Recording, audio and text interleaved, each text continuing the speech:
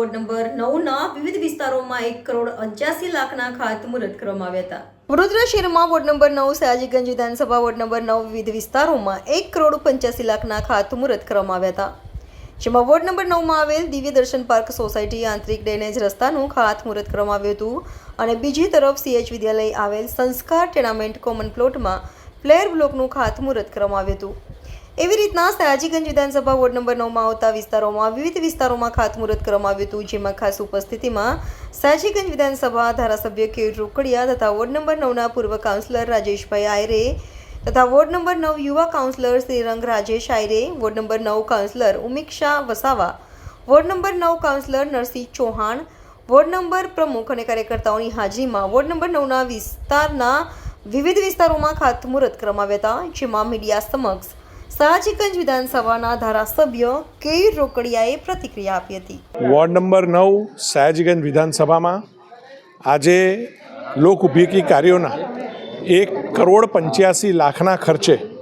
આજે વિવિધ 13 સોસાયટીની અંદર RCC રસ્તા 80-20માં પેવર બ્લોક, પાણીની લાઈન, ગટરની લાઈન અને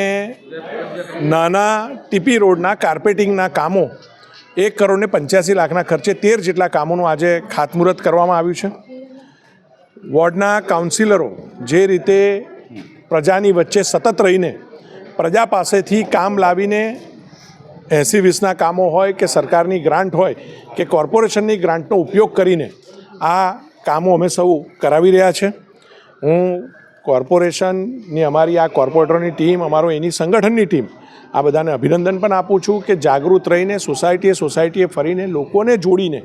આ કાર્યક્રમો થઈ રહ્યા છે। જે રીતે ગુજરાતમાં પણ